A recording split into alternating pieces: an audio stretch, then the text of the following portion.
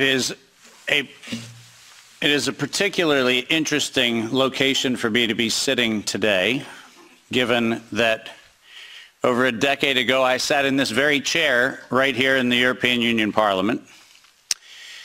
And at that time I warned the world of what was coming. During that conversation that was hosted at the time by the Green and EFA and a number of the other parties of the European Union's various representations, we were having a conversation on whether Europe should adopt the United States policy of allowing for the patents on biologically derived materials. And at the time, I urged this body, and I urged people around the world, that the weaponization of nature against humanity had dire consequences. Tragically, I sit here today with that unfortunate line that I don't like to say, which I told you so. But the fact of the matter is, we're here not for a reprisal on past decisions. We're here to actually, once again, come to the face of the human condition and ask the question, who do we want to be? What do we want humanity to look like? And rather than seeing this as an exercise in futility, which is very easy from time to time when you're in the position I'm in, I actually see this not as an exercise in futility. I see this as one of the greatest opportunities that faces us, because we now have a public conversation, which is now front and center in people's minds. When this was an esoteric conversation about biological patents, nobody cared. But when that conversation came home, then it became something people can care about. So I'm actually quite grateful for this opportunity. I thank the members of Parliament for hosting this. I thank all of the translators who, I apologize in advance. I will use terminology that is probably very difficult to translate, so my apologies. And I'd also like to acknowledge the fact that many of you are aware of my involvement with this, in large part due to the amazing work of my wonderful wife, Kim Martin, who encouraged me at the very early days of this pandemic to get on front of the camera and talk about all the information that I had been sharing among very small groups around the world. And it was in fact her encouragement that put me in a place where many of you have heard what I have to say. Ironically, the world that I came from, that used to be very popular, my CNBC and Bloomberg presentations, which were televised on mainstream media around the world, was an audience that I lost. I can confidently say COVID diminished my fame. But I can also confidently say that I'd rather stand among the people with whom I'm standing today than any of the folks that were part of that previous world. So this is a much better place to be. My role today is to set the stage for this conversation in a historical context, because this did not come in the last 3 years. This did not come in the last 5 or 6 years. This actually is an ongoing question that probably began here in Europe in the early stages of the mid-1900s, but certainly by 1913, 1914, this conversation started right here in Central Europe. The pandemic that we alleged to have happen in the last few years also did not happen overnight. In fact, the very specific pandemic using coronavirus began in a very different time. And we'll try to advance the slides here with one of these things. Oh, there we go. Most of you don't know that coronavirus as a model of a pathogen was isolated in 1965. Coronavirus was identified in 1965 as one of the first infectious replicatable viral models that could be used to modify a series of other experiences of the human condition. It was isolated once upon a time associated with the common cold. But what's particularly interesting about its isolation in 1965 was that it was immediately identified as a pathogen that could be used and modified for a whole host of reasons. And you heard me correctly, that was 1965. And by the way, these slides are public domain. You're welcome to look at every single reference. Every comment that I made is based on published material, so do make sure that you look at those references. But in 1966, the very first COV coronavirus model was used as a transatlantic biological experiment in human manipulation. And you heard the date, 1966. I hope you're getting the point of what I'm saying. This is not an overnight thing. This is actually something that's been long in the making. A year before I was born, we had the first transatlantic coronavirus data sharing experiment between the United States and the United Kingdom. And in 1967, the year I was born, we did the first human trials on inoculating people with modified coronavirus. Isn't that amazing? 56 years ago, the overnight success of a pathogen that's been 56 years in engineering. And I want that to chill with all of you. Where were we when we actually allowed, in violation of biological and chemical weapons treaties, where were we as a human civilization when we thought it was an acceptable thing to do to take a pathogen for the United States and infect the world with it? Where was that conversation? And what should have been that conversation in 1967? That conversation wasn't had. Ironically, the common cold was turned into a chimera in the 1970s. And in 1975, 1976, and 1977, we started figuring out how to modify coronavirus by putting it into different animals, pigs and dogs.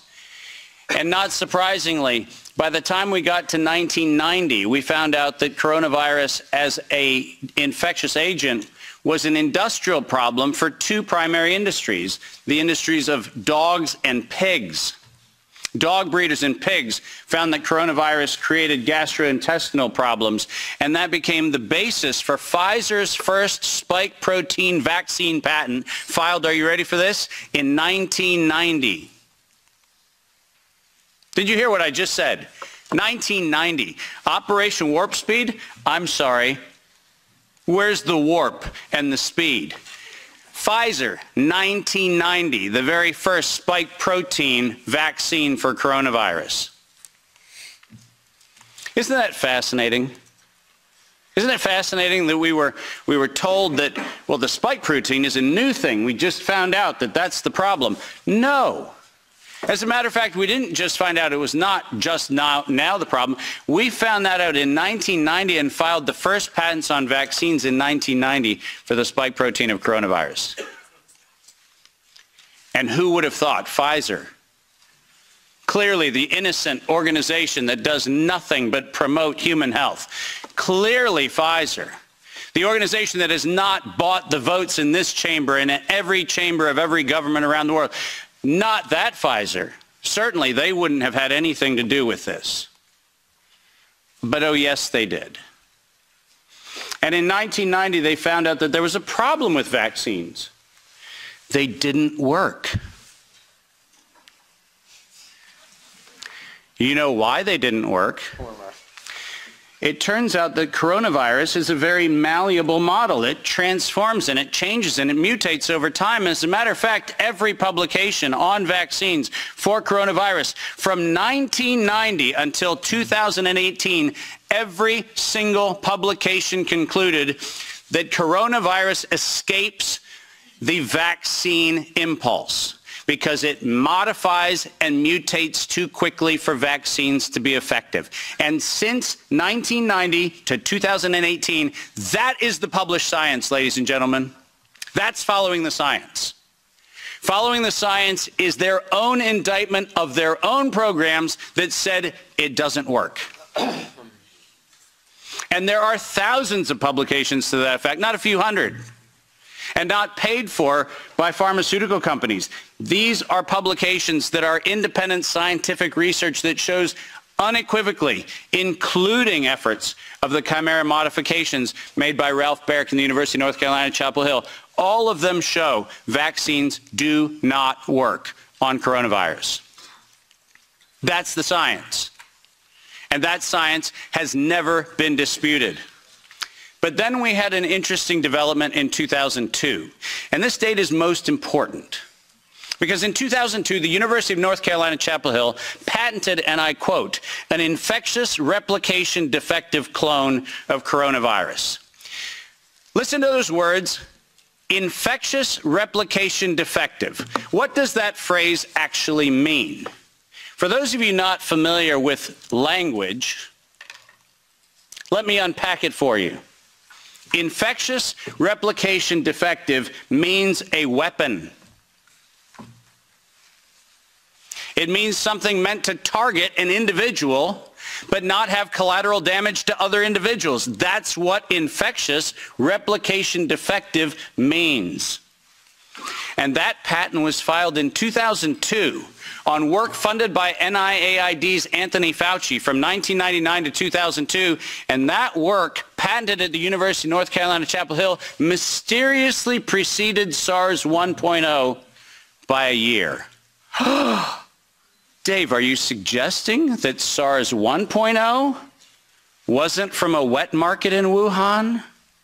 Are you suggesting it might have come from a laboratory in the University of North Carolina, Chapel Hill? No, I'm not suggesting it. I'm telling you that's the facts.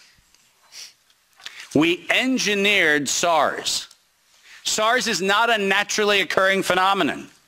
The naturally occurring phenomenon is called the common cold. It's called influenza-like illness. It's called gastroenteritis. That's the naturally occurring coronavirus. SARS is the research developed by humans weaponizing a life system model to actually attack human beings. And they patented it in 2002.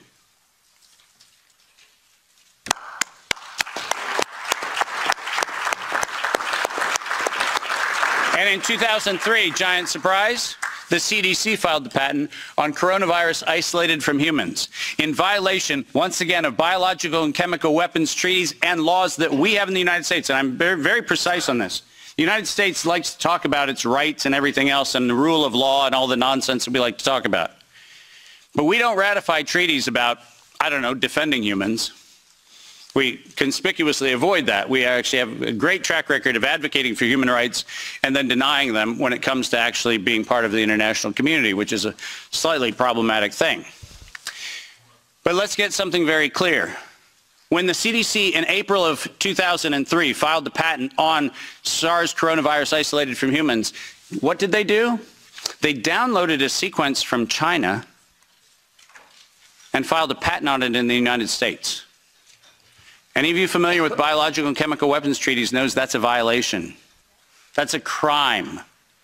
That's not an innocent oops. That's a crime. And the United States Patent Office went as far as to reject that patent application on 2 occasions until the CDC decided to bribe the Patent Office to override the patent examiner to ultimately issue the patent in 2007 on SARS coronavirus. But let's not let that get away from us, because it turns out that the RT-PCR, which was the test that we allegedly were going to use to identify the risks associated with coronavirus, was actually identified as a bioterrorism threat by me in the European Union-sponsored events in 2002 and 2003, 20 years ago. That happened here in Brussels and across Europe. In 2005, this particular pathogen was specifically labeled as a bioterrorism and bioweapon platform technology. Described as such. That's not my terminology that I'm applying to it. It was actually described as a bioweapons platform technology in 2005. And from 2005 onwards, it was actually a biowarfare enabling agent, its official classification from 2005 forward.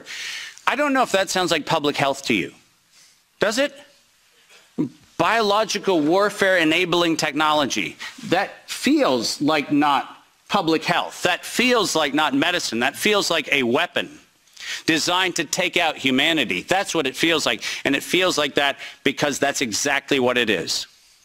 We have been lured into believing that EcoHealth Alliance and DARPA and all of these organizations are what we should be pointing to, but we've been specifically requested to ignore the facts that over $10 billion have been funneled through black operations through the check of Anthony Fauci and a side-by-side ledger where NIAID has a balance sheet and next to it is a biodefense balance sheet equivalent dollar-for-dollar matching that no one in the media talks about.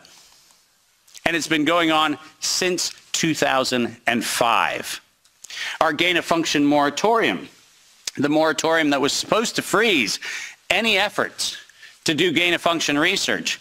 Conveniently, in the fall of 2014, the University of North Carolina, Chapel Hill received a letter from NIAID saying that while the gain-of-function moratorium on coronavirus in vivo should be suspended, because their grants had already been funded, they received an exemption. Did you hear what I just said? A biological weapons lab facility at the University of North Carolina, Chapel Hill, received an exemption from the gain-of-function moratorium so that by 2016 we could publish the journal article that said SARS coronavirus is poised for human emergence in 2016. And what, you might ask, Dave, was the coronavirus poised for human emergence? It was WIV1, Wuhan Institute of Virology Virus 1. Poised for human emergence in 2016 at the proceedings of the National Academy of Sciences, such that by the time we get to 2017 and 2018, the following phrase entered into common parlance among the community. There is going to be an accidental or intentional release of a respiratory pathogen. The operative word, obviously, in that phrase, the word release. Does that sound like leak? Does that sound like a bat and a pangolin went into a bar in the Wuhan market and hung out and had sex and lo and behold, we got SARS-CoV-2? No. Accidental or intentional release of a respiratory pathogen was the terminology used, and 4 times in April of 2019, 7 months before the allegation of patient number 1, 4 patent applications of Moderna were modified to include the term accidental or intentional release of a respiratory pathogen as the justification for making a vaccine for a thing that did not exist. Keep going. If you have not done so, please make sure that you make reference in every investigation to the premeditation nature of this, because it was in September of 2019 that the world was informed that we were going to have an accidental or intentional release of a respiratory pathogen so that by September 2020, there would be a worldwide acceptance of a universal vaccine template. That's their words, right in front of you on the screen. The intent was to get the world to accept a universal vaccine template, and the intent was to use coronavirus to get there. And the last slide. This isn't advancing, so if I could have somebody do it. Let's read this, because we have to read this into the record everywhere I go. Until an infectious disease crisis is very real, present, and at the emergency threshold, it is often largely ignored. To sustain the funding base beyond the crisis, he said, we need to increase the public understanding for the need for medical countermeasures such as a pan-influenza or pan-coronavirus vaccine. A key driver is the media, and the economics will follow the hype. We need to use that hype to our advantage to get to the real issues. Investors will respond if they see profit at the end of the process. Sounds like public health? Sounds like the best of humanity? No, ladies and gentlemen, this was premeditated domestic terrorism stated at the proceedings of the National Academy of Sciences in 2015, published in front of them. This is an act of biological and chemical warfare perpetrated on the human race, and it was admitted to in writing that this was a financial heist and a financial fraud. Investors will follow if they see profit at the end of the process. Let me conclude by making 5 very brief recommendations. The last slide. Nature was hijacked. This whole story started in 1965 when we decided to hijack a natural model and decide to start manipulating it. Science was hijacked when the only questions that could be asked were questions authorized under the patent protection of the CDC, the FDA, the NIH, and their equivalent organizations around the world. We didn't have independent science. We had hijacked science. And unfortunately, there was no moral oversight in violation of all of the codes that we stand for. There was no independent, financially disinterested, independent review board ever impaneled around coronavirus, not once. Not once. Not since 1965. We do not have a single independent IRB ever impaneled around coronavirus. So morality was suspended for medical countermeasures. And ultimately, humanity was lost because we decided to allow it to happen. Our job today is to say, no more gain-of-function research, period. No more weaponization of nature, period. And most importantly, no more corporate patronage of science for their own self-interest unless they assume 100% product liability for every injury and every death that they maintain. Thank you very much.